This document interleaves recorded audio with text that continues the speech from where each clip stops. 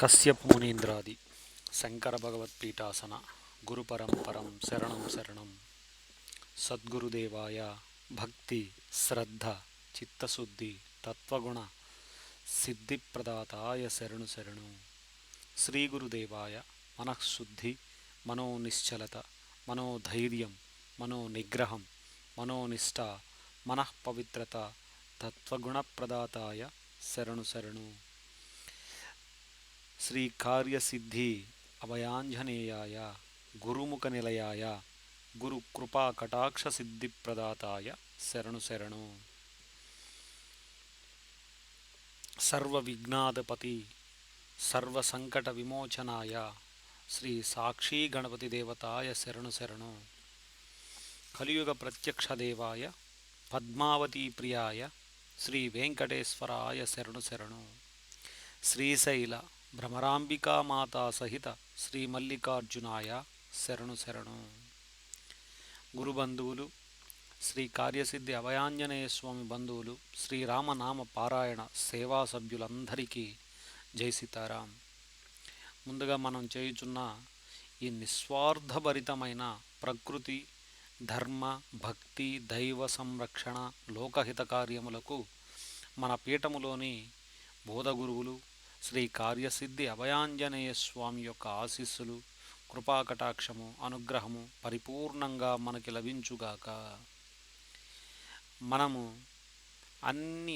మన యొక్క అన్ని రామనామ నిత్యపారాయణ గ్రూపు సభ్యులు రామనామ సాధక సేవకులు వానర యోధులు అందరూ నిస్వార్థభరితమైన పరోపకార తత్వముతో కూడిన అచంచలమైన భక్తి శ్రద్ధ సేవ విశ్వాసములు కలిగి భగవంతుని పట్ల అత్యంత ప్రీతి కలిగి గురువుల పట్ల సేవ గౌరవ భావములు కలిగి శ్రీ కశ్యప మునీంద్రాది శంకర భగవత్పీఠాసనం ఆధ్వర్యంలో పూర్తి తృప్తిగా సేవాభావముతో నిస్వార్థభరితంగా ఆదర్శవంతులుగా నియమం తప్పక రామనామ సేవ చేసుకునేదరుగాక. జై సీతారాం. ఇప్పుడు ఈ దీక్ష మనం చేయుచున్న దీక్ష 3వ తేదీ అంటే ఈరోజు శనివారం రోజు ఏప్రిల్ 3 ఈ తేదీతో ముగియనున్నది కనుక మధ్యలో జాయిన్ అయ్యి రామనామ పారాయణం చేస్తున్నవారు అంటే 2 రోజుల క్రితం నుంచి అయి ఉండొచ్చు 10 రోజుల క్రితం నుంచి అయి ఉండొచ్చు 40 రోజుల క్రితం నుంచి అయి ఉండొచ్చు 43 రోజుల క్రితం నుంచి అయి ఉండొచ్చు వాళ్ళందరూ కూడా ఈ పారాయణ ఇంతటితో ఆపేయచ్చు. మనము మరలా ఇంకొక దీక్ష చేయుచున్నాం అన్నమాట. అది 9వ తేదీతో ప్రారంభం కానుంది. అది కొత్త దీక్ష. ఆ దీక్ష ఇంకొక ఉద్దేశంతో చేస్తున్నది. ఇప్పటి ఈ దీక్ష శ్రీ వెంకటేశ్వర స్వామి యొక్క శేషాచలము వెంకటేశ్వర స్వామి యొక్క నిధి నిక్షేపములు ప్రకృతి అక్కడ యొక్క సంప్రదాయములన్నింటినీ రక్షించుకోవడం కోసం అభివృద్ధి చెందించడం కోసం చేసుకున్నాము. ఇప్పుడు జరగబోయేది 9వ తేదీ నుంచి ప్రారంభం కాబోయేది శ్రీశైల క్షేత్రం యొక్క విశిష్టత వైభవము దివ్యత్వము పవిత్రత నిష్ట వాటిల్ని రక్షించుకుంటూ అభివృద్ధి చెందించడం కోసం మరియు గో సంపదను కూడా పెంచుకోవడం కోసమని చేస్తున్నాము. ఈ రామనామ పారాయణ గ్రూప్ సభ్యులకు నేను చేసుకునే మనవి ఏంటంటే మనము చేయుచున్న ఈ రామనామము ఒకచోట కూర్చొని ఒకేసారి చేసుకునేది కాదు. మనస్సులో గుర్తు వచ్చినప్పుడల్లా చేతి వేళ్లపైన కానీ లేదా చిన్న పేపర్ పైన కానీ వంటలు వండుకుంటూ వాకింగ్ చేసుకుంటూ భోజనం చేసుకుంటూ పిల్లలకి స్నానాలు చేయిస్తూ ఏ పని చేసుకునేటప్పుడైనా సరే అన్ని సమయాల్లో అన్ని సందర్భాలలో కూడా అంటూ ముట్టు అనేది ఏమీ పట్టించుకోకుండా నిరంతరం చేసుకుంటూ పోవాలి. కాకుంటే మనము ముందుగా మన మెసేజెస్లో ఎన్నిసార్లు చేయాలని నంబర్ పెట్టామో ఆ నంబర్ ఎన్నిసార్లు 540 సార్లు కాబట్టి 540 సార్లు అయితే గుర్తుపెట్టుకోవాలి. ఆ తర్వాత ఎలా అయినా చేసుకోవచ్చు. ఇలా చేసుకుంటుంటే ఏమవుతుందంటే నిరంతరం రామనామము మనస్సులో జపించుకునే వారికి అసలు అంటులు ముట్టులు అనేటివి అంటుకోవు. ఇది రామనామం చేసుకునే విధానం. ఇక ఈసారి 9వ తేదీ నుంచి మనం చేయుచున్న ఈ దీక్ష మన భూమి మీద వెలసి ఉన్న మరో కైలాసంగా పిలువబడుచున్న మరియు ప్రతిరోజు ప్రదోషకాలంలో పార్వతీ పరమేశ్వరుడు సాక్షాత్తు పార్వతీ పరమేశ్వరులు విహరించే పుణ్యధామమైన ఎందరో యోగులకు తపోనిలయమైన శ్రీశైలం యొక్క నిధి నిక్షేపాలు, ప్రకృతి సంపద, విశిష్టత, వైభవము, దివ్యత్వము, సంప్రదాయాలు, పవిత్రత వాటిని రక్షించుకోవడం కోసం మరియు వాటి యొక్క అభివృద్ధి కోసం మనము ఈ దీక్ష చేయుచున్నాం. అంతేకాకుండా గో సంపదని రక్షించుకోవడం, అభివృద్ధి చేసుకోవడం కోసం కూడా ఈ దీక్ష చేయుచున్నాము.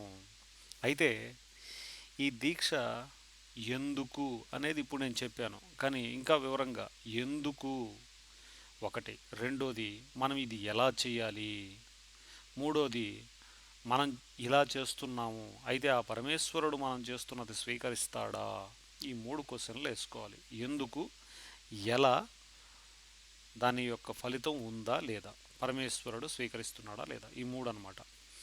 ఎందుకు చెయ్యాలి అనేది కొంచెం వివరంగా చెప్పుకుందాం అనుకుంటే, అసలు మనం ఇలా ఎందుకు చేయాలి, ఒక దీక్ష చేస్తున్నాం. మొన్నేమో ఫస్ట్ ఏమో అయోధ్యలో రామమందిరం జరగాలని చేసాం. తర్వాత అష్టాదశ శక్తిపీఠాసనాల్లో ఉన్న ఆ 18 శక్తిపీఠాసనాల్లో ఉన్న శక్తిమాత సురక్షితంగా, తర్వాత ఆ శక్తిని మళ్ళీ తిరిగి తమ తమ పూర్వపు శక్తుల్ని సంతరించుకోవాలని చెప్పి చేశాం. ఆ తర్వాత వెంకటేశ్వర స్వామి, తర్వాత అన్నపూర్ణేశ్వరి మాత సదా రక్షింపబడుతూ ఈ భూమి మీదనే కొలువై ఉండి మనల్ని అనుగ్రహించాలని చేశాము.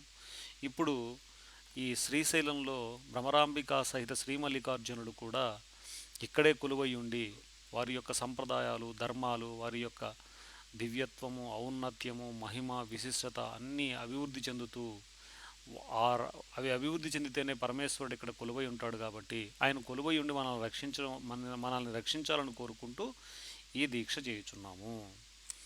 అయితే అది ఎలా అనేది ఇంకా బాగా చెప్పాలంటే, ఇంకా క్లియర్గా చెప్పాలంటే, ఈ కలియుగంలో ఏ మనిషి కూడా పరిపూర్ణమైన మనస్సుని, పరిపూర్ణమైన హృదయాన్ని, పరిపూర్ణమైన తృప్తిని, పరిపూర్ణ సేవాభావనని, పరిపూర్ణ ధైర్యాన్ని, పరిపూర్ణ శక్తిని, పరిపూర్ణ ధర్మాన్ని, పరిపూర్ణ ఐశ్వర్యమును, పరిపూర్ణమైన నిస్వార్థత భావమును కలిగి ఉండలేరు.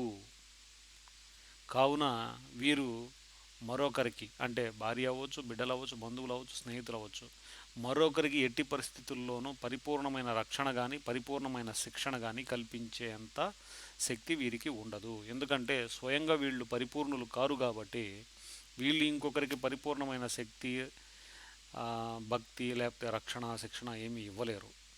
అయితే పరిపూర్ణుడు కాని ఎవ్వరూ మరొకరికి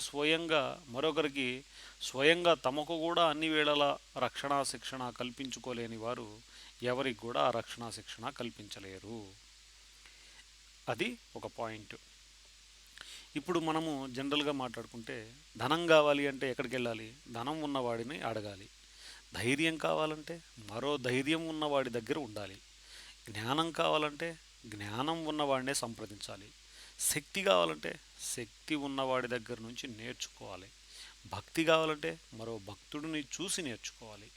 అలానే సంతోషం, తృప్తి, త్యాగం, చాకచక్యం, ధర్మం, న్యాయం ఏదైనా కూడా ఇంతే. ఎవరి దగ్గర అవి ఉంటాయో వారి దగ్గరికే మనం వెళ్ళి అవి తెలుసుకోవాల్సి వస్తుంది. అయితే ఇవన్నీ విషయాలలోనూ పరిపూర్ణులైన ఆ దైవము మాత్రమే మనకు ఇవి ఏవైనా సరే ఇవ్వగలరు. ఎవరు కూడా ఏ విషయంలో పరిపూర్ణులు కారు. కాబట్టి మనం పైన మాట్లాడుకున్న ఆ మంచి లక్షణాలు, సులక్షణాలు, ధీర లక్షణాలు, వీర లక్షణాలు అన్నీ కూడా ఆ దైవంలా మాత్రమే ఉంటాయి. ఆ దైవం ఒక్కడే వాటిని అన్నిటినీ పరిపూర్ణంగా కలిగి ఉంటాడు. కాబట్టి ఆయన మాత్రమే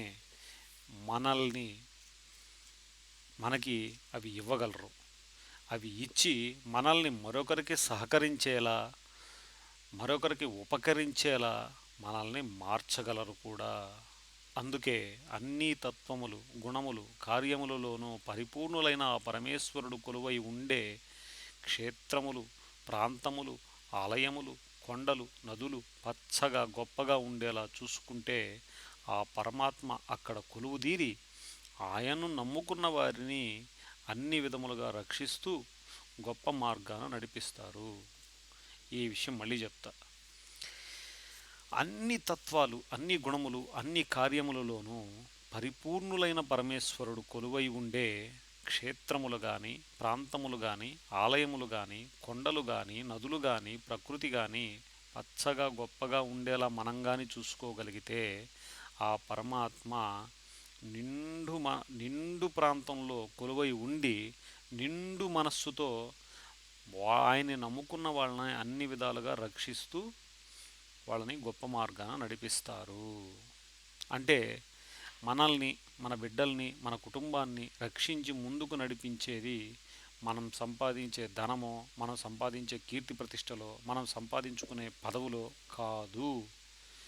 మనం చేస్తున్న ధర్మ దైవ కార్యములు, మనం నమ్ముకున్న దైవము, వారు మాత్రమే మన బిడ్డల్ని, వాళ్ళందరినీ రక్షించగలరు.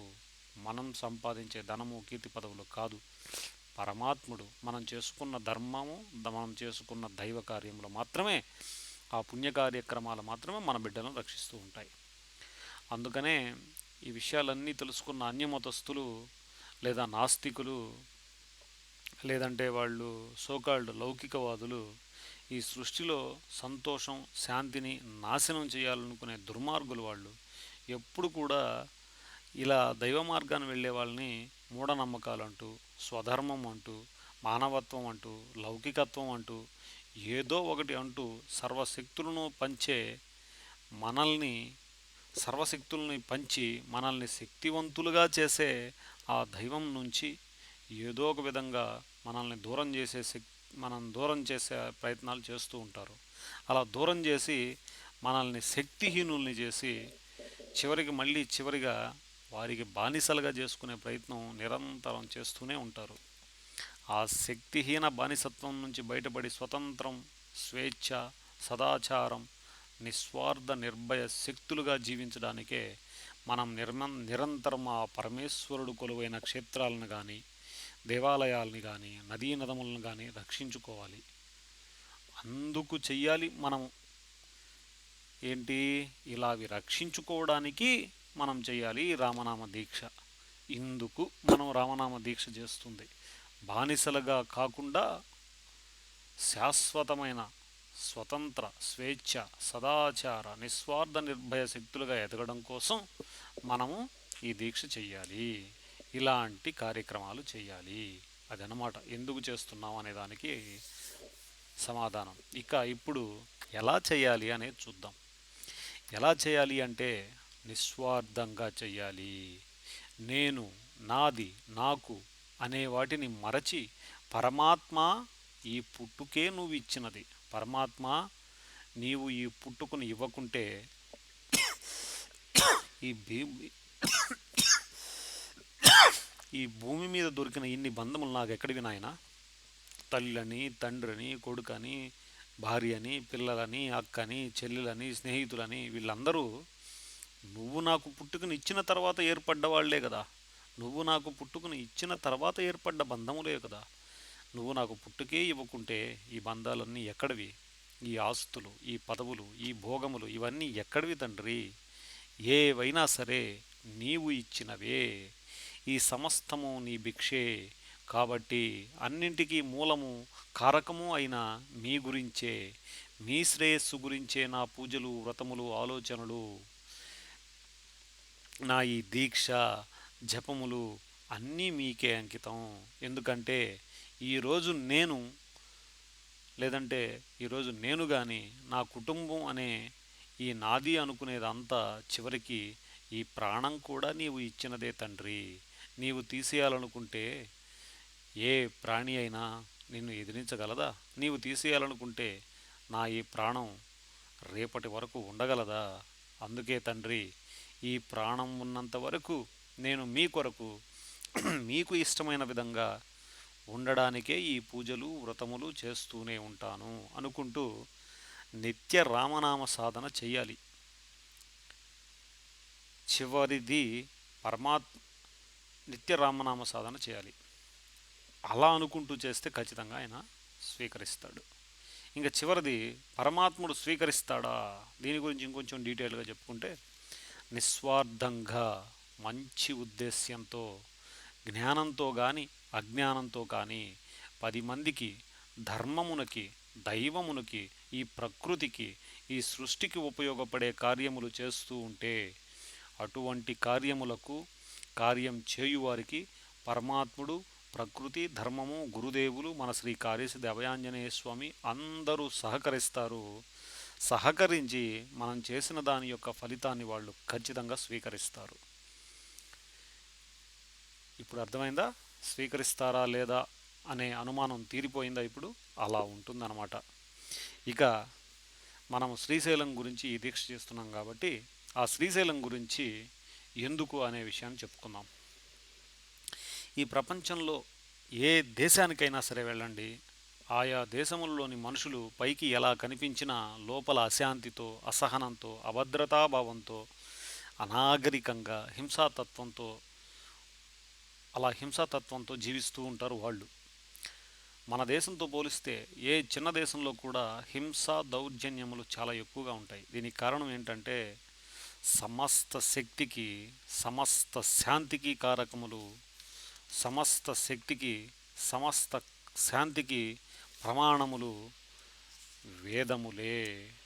వేదములు, ఆ వేదములను రచించి మనకు ఇచ్చిన దేవతలు సమస్త శక్తికి, సమస్త శాంతికి కారకాలు.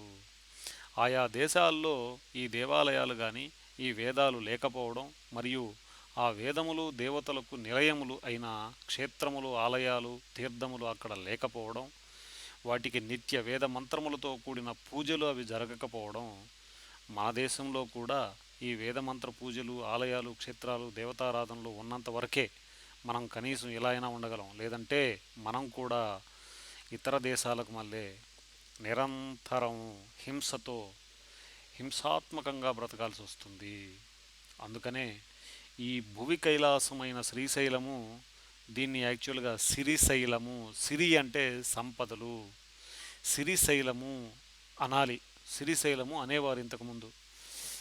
ఎందుకంటే ఈ సిరిశైలం అని ఎందుకు పేరు వచ్చింది? సంపదలకు నిలయమైన కొండ ఇది. అందుకే మన హిందువులు ఎవరు ఏ సంపద గూర్చి ఏ కార్యం తలపెట్టినా ముందుగా శ్రీశైలాన్ని దర్శించుకుంటారు. అక్కడ దర్శించుకుని ఏ కార్యం మొదలుపెట్టినా వాళ్ళు కూడా సిరి సంపదలతో తలదూగుతారని మనకి పురాణాలన్నీ చెప్తూ ఉన్నాయి. అదొకటే కాదు, సాక్షాత్తు పార్వతీ పరమేశ్వరులు, భ్రమరాంబికామాత సహిత శ్రీ మల్లికార్జునులు ఇక్కడ వెలసి శ్రీ సాక్షి గణపతిని అక్కడే కొలువుంచి అక్కడ నుంచే మన భారతీయులందరినీ రక్షిస్తూ శక్తిని, సంపదలను ప్రసాదిస్తూ నమ్ముకున్న వారిని అన్ని విధములుగా ఆదుకొని ముందుకు నడిపిస్తున్నారు. ఈ విషయం తెలుసుకున్న అన్యమతస్థులు ఎలాగైనా మన హిందూ మతాచార ప్రజానీకాన్ని బాధించాలని, హింసించాలని ఎప్పటి నుంచో ఏదో రీతిలో ప్రయత్నిస్తూనే ఉన్న నాస్తికులు, లౌకికవాదులు, ఛాందసవాదులు, అన్యమతస్థులు, స్వార్థపరులు మన శ్రీశైలం యొక్క పవిత్రతను, ప్రకృతిని, సంప్రదాయాలను, అక్కడ వైభవాన్ని నాశనం చేసే ప్రయత్నం చేస్తూనే ఉన్నారు. మనల్ని, మన ఉనికిని దెబ్బతీయాలంటే మన యొక్క శక్తికి, ఉనికికి మూలమైన వేదము, దైవము, వేదాచారము, వాటికి నిలయములైన క్షేత్రములు, ఆలయములను ధ్వంసం చేయాలని వాళ్ళు ఎప్పటి నుంచో నిర్ణయించుకుని ఒక పథకం ప్రకారం అలా చేస్తూ ఉన్నారన్నమాట. వాటిని నమ్ముకున్న వారిని అలాగే ఆ పథకాల్లో భాగంగా ఆ దేవాలయాల్లో కొలువైన దేవీ మూర్తులని ఆ దేవుని నమ్ముకున్న వాళ్ళని ఎంతసేపటికి మూడులని, మూర్ఖులని, కష్టపడలేని దద్దమ్మలని దుష్ప్రచారం చేస్తూ ఉంటారు. వారు అనుకున్న విధంగా చేయాలని అలా మనల్ని అలా అని వారి మార్గంలోకి తెచ్చుకుని వారు అనుకున్నది చేయాలని చూస్తూ ఉంటారు. కానీ అహింసను, శాంతిని, సంతోషమును, నాగరికతను, మనశ్శుద్ధిని, పుణ్యమును, ధర్మమును, దైవమును ఇష్టపడువారు, ఇటువంటివి ఆశించేవారు, ఇటువంటి వాటిని ఆశ్రయించువారు తరువాతి తరములు లేదా భావితరములు వారు బాగుండాలని తమ సమస్తములను త్యాగం చేసి తపము, జపము, యజ్ఞము, యాగము చేసిన ఋషీశ్వరుడు, యోగులు, మునులు, సిద్ధులు వీరంతా ప్రపంచంలో ఎక్కడా లేని విధంగా మన దేశంలో క్షేత్రాలను ఏర్పరిచి అందులో దేవతలను నిలిపి తీర్థములను నదులను పైలోకముల నుంచి రప్పించి అందులోని పుణ్యజలములను మనకి ఇప్పించి దైవమును కొలిచి ఇక్కడ నిలుపుకొనుటకు వేదమంత్రములను ఇచ్చి మనకు దివ్యమైన జీవితాన్ని గడుపుటకు మార్గం చూపించారు. అందులో అత్యంత మహిమాన్వితమైన శక్తి సంపన్నమైన క్షేత్రం శ్రీశైలం. ఆ శ్రీశైలంలో ఎన్నో పుణ్యతీర్థాలున్నాయి, ఎన్నో పవిత్ర ఆలయాలున్నాయి. మన కోసం నిరంతరం తపస్సులు చేసే నిస్వార్థ యోగులు మునులు ఉన్నారు. మరి వారిని రక్షించుకోవాల్సిన బాధ్యత మనకే కదా ఉంది. మనమే కదా వాళ్ళని రక్షించుకోవాల్సింది. అందుకే ఈ దీక్ష. శ్రీశైలం యొక్క నిధి నిక్షేపాలు, మహిమలు, దివ్యత్వము, ఔన్నత్యము, పవిత్రత, నియమములు, సంప్రదాయములు, తీర్థములు, ఆచారములు, అక్కడ కొలువై ఉన్న సాక్షి గణపతి సమేత భ్రమరాంబికా సహిత మల్లికార్జునుడు, వారి యొక్క ఆచారములు, నియమములు, సంప్రదాయములు, పవిత్రత, వైభవము అన్నీ దినదినాభివృద్ధి చెందుతూ రక్షింపబడాలని ఈ దీక్ష చేయాలనుకుంటున్నాం మనం. అంతేకాకుండా గో సంరక్షణ, గో సంపదాభివృద్ధి, దీని కొరకు కూడా మనం ఈ దీక్ష చేయాలనుకుంటున్నాం. ఎందుకంటే మన భారతదేశంలో సత్వగుణములైన శాంతి, సహనం, ఓర్పు, క్షమ, దయ, ధైర్యం, స్నేహం, త్యాగం, తృప్తి, నిగ్రహం, నియమం, నియంత్రణ, మంచితనం, వినయం, విశ్వాసం, అహింస, గౌరవము, సౌమ్యము, సభ్యత, సంస్కారము లాంటివి లేకుండా పోయాయి. వాటి స్థానాల్లో రజోతమో గుణములకి పర్యాయ పదాలైనటువంటి భయం, కోపం, క్రోధం, కామం, సోమరితనం, భరించలేనితనం, అసూయ, హింస, ఈర్ష, ద్వేషం, అనుమానము, అవమానించడము, దాంభికము, దర్పము, నిరాశ, బద్ధకము, అమర్యాద, అవిశ్వాసము, అహంకారము, మూర్ఖత్వము, అజ్ఞానము, సోమరితనము, దురాశ లాంటివి మన భారతదేశస్థులకు నిండుగా ఆవహించిపోయాయి. ఈ రజోతమో గుణాలు పోయి సత్వగుణములు కలగాలంటే ఆ సత్వగుణములకు నిలయమైనటువంటి ఆలయములను కానీ గోవులను కానీ ఆశ్రయించి సేవించాలి. గోవులు సత్వగుణములకు నిలయములు. అందుకే సాక్షాత్తు శ్రీకృష్ణ పరమాత్మ శ్రీ పోతులూరి వీరబ్రహ్మేంద్ర స్వామి లాంటి వారు గోవులను కాచి సేవించి రక్షించారు. గోసంపదను పెంచారు. వైశ్యులకు మరో పేరైనటువంటి కోమటులు పేరు కూడా శ్రీ సత్యనారాయణ స్వామి వైశ్యులకు గోవులను రక్షించే బాధ్యతను అప్పగించి వారిని ఆ రోజు నుంచి గోమటులుగా పిలువబడతారని వరమిచ్చారు. కానీ అది రాను రాను వాడుక భాషలోకి వెళ్ళిపోయేసి కోమటులుగా మారిపోయింది. అంతటి అటువంటి మహత్యమున్న మహిమ ఉన్న గోవులను మనం రక్షించుకోవాలి. ఈ మధ్య కరోనా శాస్త్రవేత్తలు కూడా గోవు ఉన్న ఇంటికి ఏ వైరస్ కూడా రాలేదు అంటున్నారు. ఆ గోవు శక్తి మహిమ అలాంటిది. కానీ ఈ పాపిష్టి దాష్టిక దురాశ స్వార్థపూరిత మానవ జాతి భిన్నజాతి గోవులను సంపర్కం చేయించి చిత్ర విచిత్ర జాతులను పుట్టిస్తూ ఉన్నారు. నోరు లేని జీవాలు కదా, వాటి బాధ ఎవరికి చెప్పుకుంటాయి? ఏందిరా నాయన, నా జాతి ఏంది, నువ్వు ఏ జాతి గోవుతో ఏ జాతి నందితో నాకు సంపర్కం చేపిస్తున్నావు అని లోపల ఎంత కుమిలిపోతుంటాయి. అదే మన బిడ్డలైతే అలా జాతిని నీతిని చూసుకోకుండా ఇచ్చి పెళ్ళిళ్ళు వివాహాలు జరిపించాం కదా. అయితే వీటికన్నింటికి దిక్కుగా ఆధారంగా ఉండే పరమాత్ముడు ధర్మము, మనం చేస్తున్న నీతి అన్నీ గమనిస్తూనే ఉంటారు కదా. అందుకే మానవుల్లో కూడా ఇప్పుడు భిన్నజాతి సంస్కృతులు, భిన్నజాతి సంప్రదాయాలు, భిన్న జాతులు వాళ్ళు వివాహం చేసుకోవడాలు, ఇవేవి ఒప్పుకోకపోతే దౌర్జన్యాలు చేయడాలు, ఒప్పుకుంటే సహజీవనాలు చేయడాలు, ఇలాంటి చిత్ర విచిత్ర భిన్న సంస్కృతులు ఇచ్చారు పరమాత్ముడు మనకి. మనం చేసిన పాపం ఊరికే పోదంటారు కదా. అందుకే పెద్దలు ఏమంటారు? సదాచారాలు, సన్మార్గములు, సద్గతులు నీకు ప్రాప్తిస్తాయి అంటారు. కావున ఆ సత్వగుణములు ఇవ్వగలిగిన గోవులను, గో సంపదను రక్షించుకోవడం కొరకు కూడా ఈ దీక్ష చేస్తూ ఉన్నాము. అది విషయం. అయితే ఇప్పుడు ఈ దీక్షని మనం ఎలా చేయాలి అనేది కూడా చెబుతా. ఈ దీక్ష ఎలా చేయాలంటే, అంటే ఈ దీక్షలో భాగంగా మనం ఎలా చేయాలి, మనం మంత్రాలు తీసుకుంటున్నాం కదా, ఆ మంత్రాలు ఎలా చదువుకోవాలి అనే దానికి అందరికీ ఏంటి చెప్తానంటే, మన గురుముఖ ఆంజనేయ స్వామి యొక్క ఫోటో మొబైల్లో పెట్టుకోండి.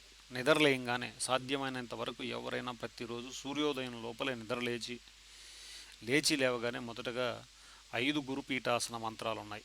ఆ మంత్రాలు కూడా చదువుతాను, వినండి. ఓం గం భవభయాపహర శ్రీ సాక్షి గణపతి నమ, ఒకటి. 2, ఓం గురుభ్యోం నమ. 3, గురుమంత్రం గురుధర్మం గురు పరంపర ధర్మం సదా రక్షమాం. 4వది ఓం శ్రీ కశ్యప మునీంద్రాది శంకర భగవత్పీఠాసన ధర్మం సదా రక్షమాం. 5వది ఓం శ్రీ కార్యసిద్ధి అభయాంజనేయాయ సదా రక్షమాం. ఈ 5 మంత్రాలు ఉదయాన్నే బెడ్ మీదనే కంప్లీట్ చేసేయాలి. ఆ తర్వాత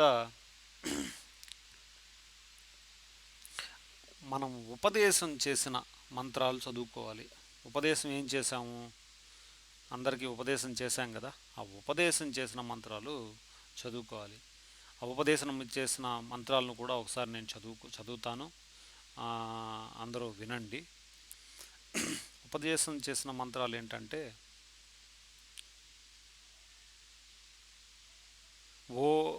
ఓం రాం రామం, ఇది ఉపదేశం చేసిన మంత్రం.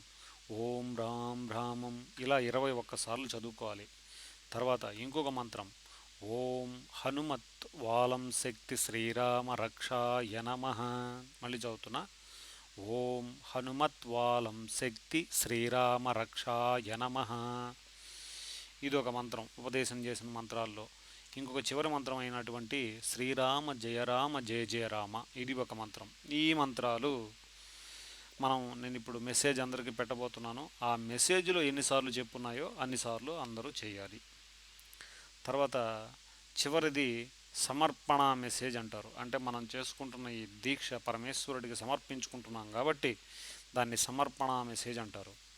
ఆ మెసేజ్ ఏంటంటే, భూ కైలాసమైన శ్రీశైల క్షేత్రం, ఈ క్షేత్రంలో కొలువై ఉన్న సాక్షి గణపతి భ్రమరాంబిక సహిత శ్రీమల్లికార్జున స్వామిని అమ్మని సేవించిన వారు, వారి ప్రాంగణములు పవిత్రత, వైభవము, విశిష్టత, యోగం, దివ్యత్వం, సంప్రదాయం, నిధి నిక్షేపాలు, తీర్థములు, భక్తిభావము, ప్రకృతి సంపద రక్షణార్థం, అభివృద్ధ్యర్థం అని ఇలా చదువుకోవాలన్నమాట. ఇది అయిపోయిన తర్వాత ఇంకా ఉంది, మరియు సత్వగుణ స్వరూపిణి సత్వగుణప్రదాయిని అయిన గోమాత గోసంపద రక్షణార్థం అభివృద్ధ్యర్థం కాశ్యపమునీంద్రాది శంకర భగవత్పీఠాసన గురుదేవుల శ్రీ కార్యసిద్ధి అభయాంజనేయ స్వామి యొక్క అనుగ్రహం, కృపాకటాక్షం, ఆదేశంతో వారి సాక్ష్యంలో జరుగుచున్న రామనామ నిత్యపారాయణం, గ్రూపు వారి జప వ్రతపూజాది రామనామ పారాయణ సాధనాఫలం దారబోస్తున్నాము. సమర్పయామి.